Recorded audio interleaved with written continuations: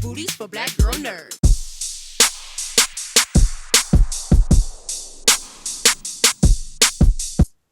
Hello, Aldis. Hi, Isaiah. What's that? Aldis, last time we talked was at Essence. I had not seen the series yet, so kind of going off of just like the buzz around the trailer and the teaser.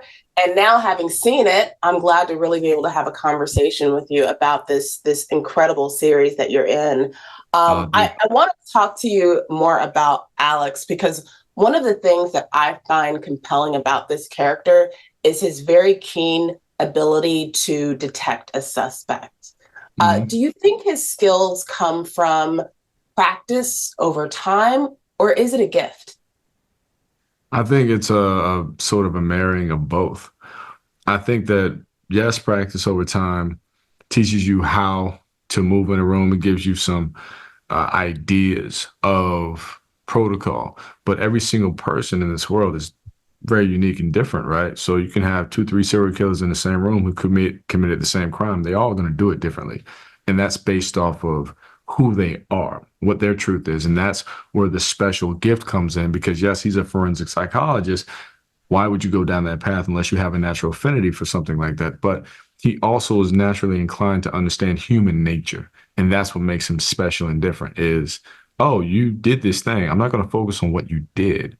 I'm going to focus on what motivated you. Why did you do it? And that's how I'm going to figure out how to catch you and trap you, because I understand your intention. Might I add to that? Might I prevail upon you? May I add a little bit to that? Okay. To his point, when Jordan came into the league, he was gifted. He was gifted. There was things he could do, but it was his experience in the league that finally got him to win championships. Might I also add that he had someone who was playing with him named Scottie Pippen, who was like his second, much in the same way that Sampson is Alex's second. You know what I mean? It's almost like you kind of knew exactly where I was coming from on my next question for you, Isaiah, because I get a sense that John is kind of like the yin to his yang a little bit. Like he maintains the balance in this world of chaos that Alex is in. Go ahead. He's the cross whisperer. The cross whisperer.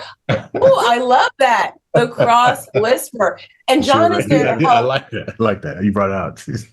Would you say that it's a fair characterization that John is there to help keep Alex grounded in this very chaotic situation that he's in, given all of the trauma that he's dealt with in his past? I think I think Alex keeps Alex grounded, to tell you the truth. But I think what John does is gives him the ability to see areas in his life where he needs to be grounded, because he's there to tell him, hey man, this is something you're doing that may not be right.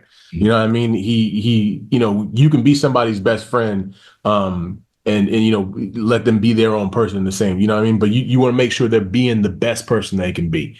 And I think that's what John is there for. Honestly, he is his backbone. He is just someone that is going to be there for him when the times get tough. I also believe that, if I may piggyback on that, I think because they both have their own set of traumas. Yeah. Sampson has his own past. He has a lot of dark spots that need a little bit of light. So I think as far as they grew up together, they know each other, but they understand each other. And I think Sampson can be the person that Cross can rely on, because Sampson understands, because he's got his own too. Right. And we may explore that. I'm saying a little bit down the season, down the road. He's sprinkling some stuff. Giving us a little bit of nuggets of information there. Breadcrumbs too. I'm just saying. Breadcrumbs. Did a little Hansel and Gretel action. Well, folks are in for a ride. I mean, having seen these episodes, I did not see these twists and turns. And boy, y'all took us on a ride. Y'all was not playing no games with this series. Not at all. Do not play. So I'm glad you enjoyed it. For the Alex Cross fans out there, for crime, true crime fans out there, they're really going to enjoy this series. So, Aldis, Isaiah, thank you so much for taking the time to speak to Black Girl Nerds. I really appreciate the conversation. I look forward to the conversations on social media. Absolutely, as always. It's going to be interesting. Yes, Jamie. Come on, come through. How you doing? Good to see you again since Good to Essence. see you. Oh my goodness. I'm so glad to be able to talk to you about this show because the last time I saw you, I had not seen the show yet, and you guys were talking about it and just giving buzz about it at the Essence Festival. So I want to start with talking about your character, Elle, because she's a very interesting and compelling character. And she's also a very patient character. She's very patient with Alex as he tries to move forward in his romantic life after his wife is tragically killed. And he struggles to have intimacy with Elle. So do you foresee that being an issue for her as they navigate in their journey together as a couple? And where does she stand on their relationship? Yeah, Elle is very dynamic in the way that she loves. And so in that respect, patience is sort of at the forefront. I think that there is this idea of true love that we all sort of have in our minds, and society has kind of served us up, but I really don't think that it does justice. I think true love is this. I think true love is really waiting until that person is ready and ready to love, and it's not a reflection of them. I think we take things too personally sometimes. Sometimes it's not even about you. It's not even about you. And I think it's important that we understand that is real. That is real love, not true love. It's real love, Yeah. I love that distinction between true love and real love, because sometimes true love can just be seen as this idealized kind of version of what you think love is. But then there's the real love, like getting into the nitty gritty. Listen, and people will say so pretty. And people will say that they want it, but they won't be ready to work for it. Right? Right. And I think that this show really just puts that on display. Is Elle really wanting to work for it? Because this is a hard one. Is Alex really wanting this? Is it time? And then the journey of them figuring that out and not having the answers right away. And I think it's really interesting because in society, we're very immediate, right? Like we feel something, we have to act on it. It's like, well, wait a second. I can feel something and wait and hold that. I can hold that and not move right away. I can think about that. I can meditate on that. I can move when I'm ready, when my body feels good to go, And I think that this is a great display of that. Indeed it is. You have some pretty hot and steamy scenes with Aldis in this series. What were filming those scenes like for you? And is it always an awkward experience having to go through that process as an actor? Right. So it's very technical. And I think audiences forget that this is like a choreographed dance. Like if I was to do the salsa right now, it would be steps 1 through whatever. And so we land exactly where we're supposed to land for this camera, and everything is calculated. And we can only do our job well when we have all the players in the room. So our intimacy coordinator, we have a beautiful space that we cultivate with that coordinator to make sure that all parties are safe and that we can tell this story in an authentic way and not have to think about the steps of the dance. And so it's very technical, but once we get those steps down, and it's a beautiful environment then to cultivate the intimacy. I like that. I like how you describe it. It's very technical. There's some fancy footwork put into those scenes. Is there a scene? Is there a moment that still resonates with you, that still sticks with you long after you've done filming, you're finished filming this project, this series? Oh, from season 1? Yeah. Without spoiling it, of course. Without spoiling it. Yeah. I think one of my favorite moments is, Aldis and I are professional and we love our jobs and we take it very seriously. And we started to establish a routine. Anytime we had a scene together, we would debrief. Whether it was intimacy or not, we would just debrief. And one of the things that happened off screen, just us debriefing a scene, was just realizing that moment that this very complex love story is going to heal people. And it's not because it's a perfect love story, understand. It's because there is that patient element. But I think seeing Black love on the screen in a way that is healthy is going to heal our community. And I think it's beautiful that there is this, it has its peaks and its valleys. And we feel all of the hits as we fall in love with these characters. And I think that's going to grip audiences.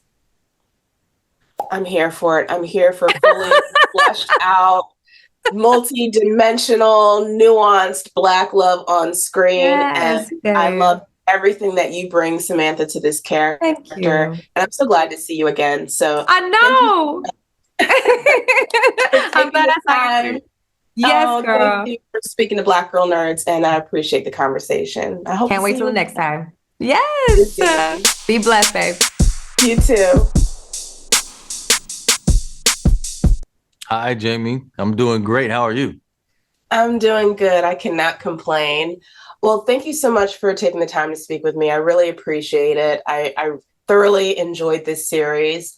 I'm glad to finally have seen it. I've talked to Aldis before at Essence about the show, but I didn't get a chance to see it. So glad to finally get a chance to dive in and have a conversation, having a chance to experience it. Did you do a deep dive into the Crossverse before launching this show? And how did you even get attached to this project? Yeah, I'll start with how I got attached, which is there was an executive who was at Paramount by the name of Brian Segna, who I had developed a show with before. And that show didn't go, but we had a great experience doing it. And he approached me and said, would I consider adapting, the Alex Cross series to television? So that's how it started. And my first reaction was, that one, there's 30 something books and there's been movies on this.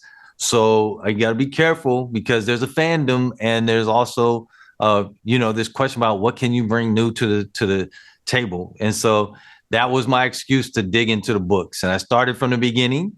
But I also had some folks that I worked with and I asked them to start reading the books along with me. And especially if they could come across different stories and characters and versions of the books that they really thought popped for them.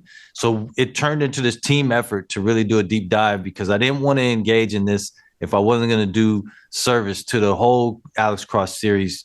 And as I was reading through these books, I started realizing there's some things in the books that hadn't made their way to screen yet. And that's when I said, I'm doing this because now I know I can bring something new to the table.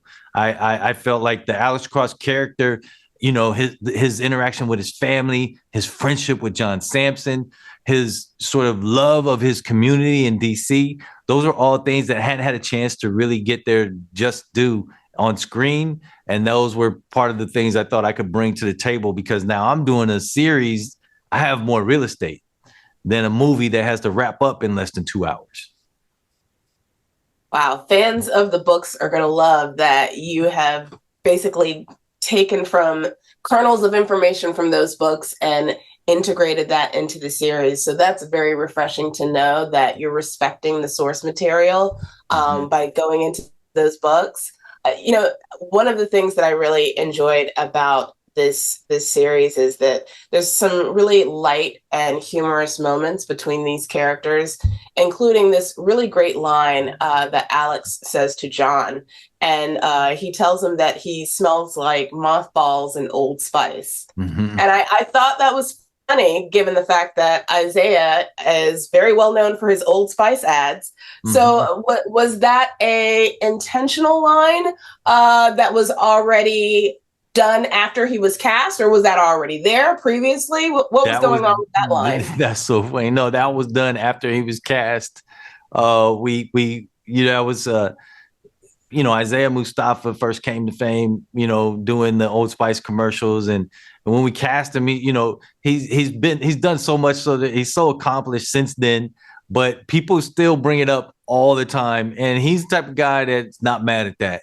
Whatever you love him for, he's totally okay with that. And so, but when we cast him, we couldn't help start planting some Easter eggs And you see not just in certain lines of dialogue, but there's some other times where we've actually got different props in there and different things that all the way throughout where that are a nod to the fact that he was the Old Spice guy. I love it.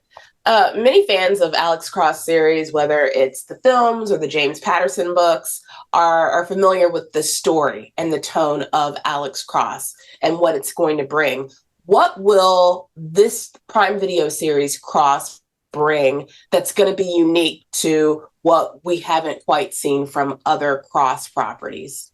Oh, that's a great question. I think that what we have with our version of Alex Cross is sort of a best of both worlds in the sense that we really do honor the book series, and the fans who love that book series will see characters in a world that they are very familiar with. And even though we do a new mystery, and that mystery is sort of a bonus material because it's not based on one of the existing books, we still have the hallmarks of an Alex Cross book because it's got the thriller elements, it's got the mystery, and it's also got an iconic villain.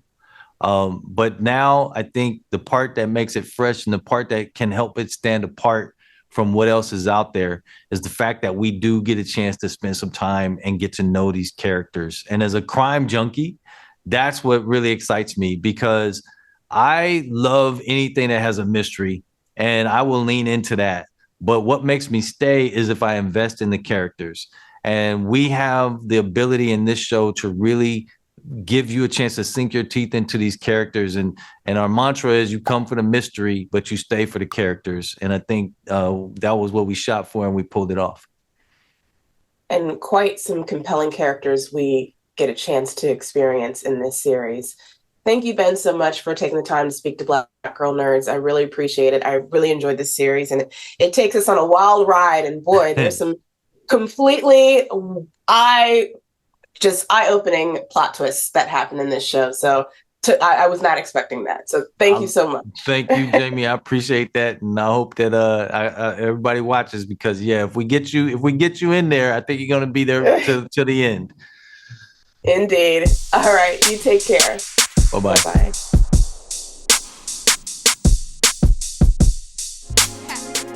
Better shake your booties for Black Girl Nerds. Better shake your booties for Black Girl Nerds.